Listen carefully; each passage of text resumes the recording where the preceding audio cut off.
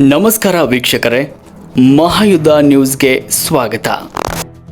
ವಿದ್ಯುತ್ ಪರಿವರ್ತಕ ರಿಪೇರಿ ಕಾರ್ಯ ಮಾಡುವಾಗ ವಿದ್ಯುತ್ ಸಂಪರ್ಕವಾಗಿ ಲೈನ್ಮನ್ ಸಾವನ್ನಪ್ಪಿರುವ ಘಟನೆಯೊಂದು ನಡೆದಿದೆ. 21 ವರ್ಷದ ಶ್ರೀಧರ್ ಲಮಾಣಿ ಮೃತ ಲೈನ್ಮನ್ ಬಸವನ ಬಾಗೇವಾಡಿ ತಾಲೂಕಿನ ಉಕ್ಲಿ ಗ್ರಾಮದ ಜಮೀನೊಂದರಲ್ಲಿ ವಿದ್ಯುತ್ ಪರಿವರ್ತಕ ರಿಪೇರಿ ಮಾಡ್ತಾ ಇದ್ದ ಸಂದರ್ಭದಲ್ಲಿ ಕೆಬಿ ಕಚೇರಿಯಿಂದ LC ಪಡೆದು TC ರಿಪೇರಿ ಮಾಡ್ತಾ ಇದ್ದ ಲೈನ್ಮನ್ ರಿಪೇರಿ ಕಾರ್ಯ ಮಾಡುವಾಗ ವಿದ್ಯುತ್ ಸಂಪರ್ಕವಾಗಿದೆ. ಈ ವೇಳೆ ಲೈನ್ಮನ್ ಸಾವನ್ನಪ್ಪಿದ್ದಾನೆ. ಉಕ್ಲಿ ಸಬ್ ಸ್ಟೇಷನ್ ಲೈನ್ಮನ್ ಆಗಿದ್ದ ಶ್ರೀಧರ್ ಲಮಾಣಿ ಮೃತ ಹಿನ್ನೆಲೆ ಕುಟುಂಬಸ್ಥರ ಆಕ್ರಂದನ ಮುಗಿಲು ಮುಟ್ಟಿದೆ.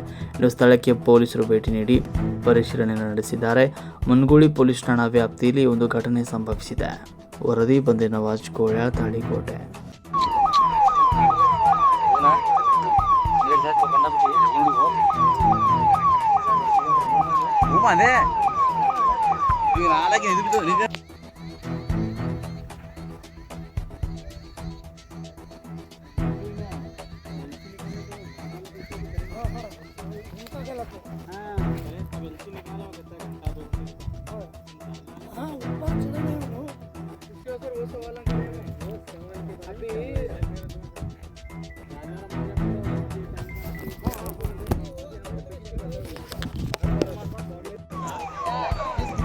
वहाँ देख रहा था माला कहीं ಇಲ್ಲ ಅಲ್ಲೇ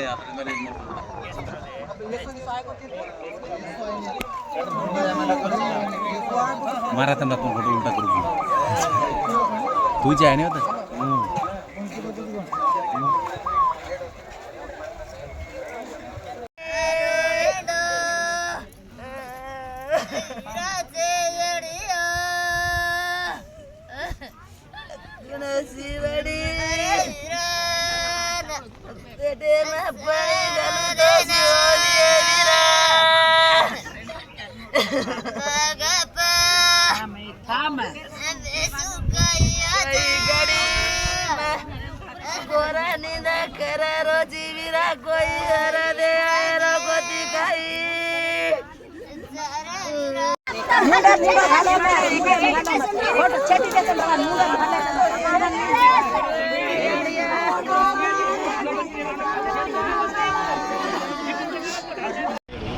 ದಯವಿಟ್ಟು ಅವ್ರು ಏನಾದರೂ ಎಂತಲ್ಲಿ ಊರೇ ಸಾವುದು ಮನುಗಳೇನೆ ಅದು ಯುವಕರೇ ಸೊ ಇವೆಲ್ಲ ಮತ್ತು ಅವರು AWE ಅವರು ಎಕ್ಸಿಕ್ಯೂಟಿವ್ ಇಂಜಿನಿಯರ್ಗಳು ಅವರು ಉಸ್ತುವಾರಿ ಇರ್ತಾರೆ. ಅವ್ರು ಮತ್ತೆ ಒಂದು ಸಾವಾದ್ರೂ ಅವ್ರು ಬರಂಗಿಲ್ಲ ಅಂತಂದರೆ ಎಂಥ ಕರ್ಮ ಅದ ಅಂತಂದ್ರೆ ಅಲ್ಲ. ನಿಮ್ಮ ಎಂಪ್ಲಾಯಿಗಳು ಸತ್ತರು ನೀವು ಬರಂಗಿಲ್ಲ ಅಂದಮೇಲೆ ನನ್ನ ಕಾರ್ಮಿಕರು ಸತ್ತಾಗ ರೈತರು ಸತ್ತಾಗ ಹೆಂಗೆ ಅಂತ ನಾವು ಜೀವನ ಹೆಂಗೆ ಮಾಡೋದು?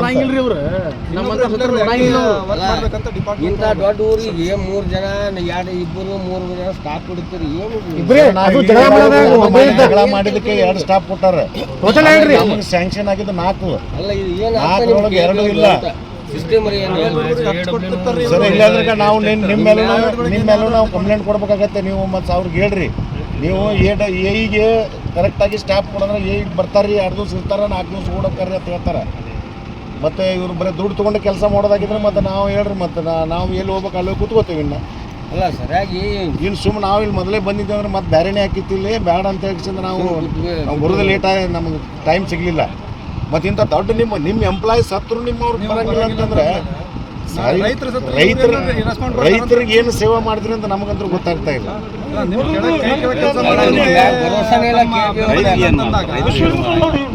ದಯವಿಟ್ಟು ಇದನ್ನು ಮಾನ್ಯ ಸಚಿವರಿಗೆ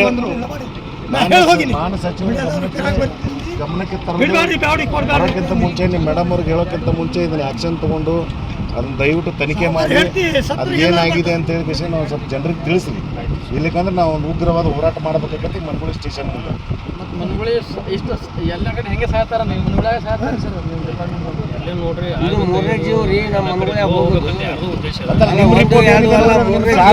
ಚಾರ್ಜ್ ಆಗಿಲ್ಲೋ ನೋಡ್ರಿ.